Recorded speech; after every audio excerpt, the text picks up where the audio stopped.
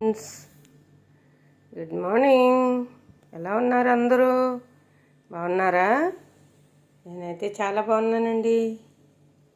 Welcome to మేరీ Bahrain channel. Hi friends, ఈరోజు tandoori chicken ఎలా చేయాలో చూపిస్తాను. చూడండి, చికెన్ అండి, శుభ్రంగా కడిగి పెట్టుకున్న చికెను. ఇప్పుడు చూడండి, పొటాటో, ఈ మసాలా, ఓకే. సోయా సాస్ అన్నాను కదండి మొన్న ఒక వీడియోలో సోయా సాస్ చెప్పాను. ఇదిగోండి సోయా సాస్. ఇది చాలా మంచిది చికెన్ కర్రీలో కానీ మటన్ కర్రీలో కానీ నూడిల్స్లో కానీ మనం ఇంట్లో ఏది చేసుకున్నా ఇది మంచి టేస్ట్ని ఇస్తుందండి. ఫ్రైడ్ రైస్కి కానీ ఓకే, చాలా బాగుంటుంది ఇది. దీన్ని వాడి చూడండి. ఇప్పుడు తండూరి చికెన్కి ఏమేమి వేయాలో నేను వేసుకుంటున్నాను చూడండి. ఉల్లిపాయలండి, కొత్తిమీర, కరివేపాకు, ఇది గరం మసాలా, పసుపు, కారం, ఇది అల్లం వెల్లుల్లిపాయ పేస్టు, ఇది మాజీ అని చెప్పాను కదా, చికెన్ మాజీ.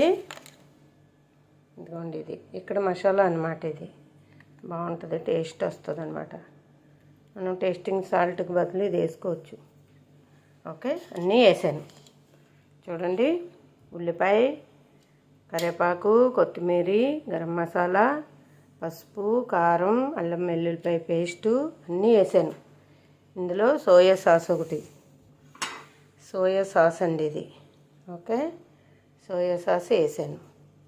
ఇప్పుడు సోయా సాస్ వేసి ఆయిల్ వేయకూడదు, చికెన్ వేపకూడదండి.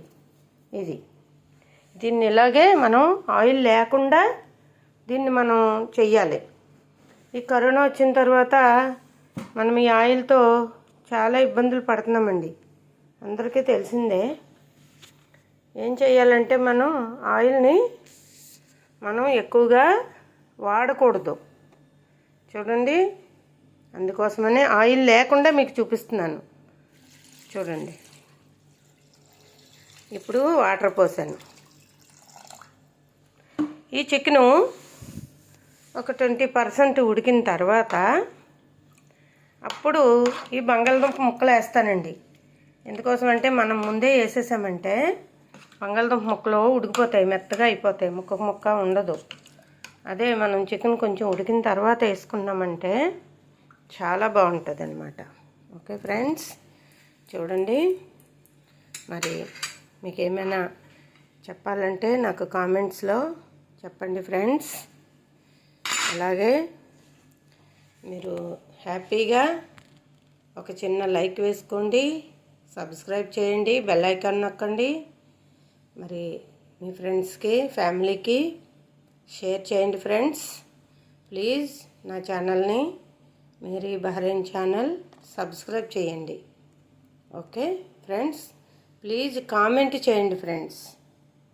ఓకే అండి, బాయ్ బాయ్.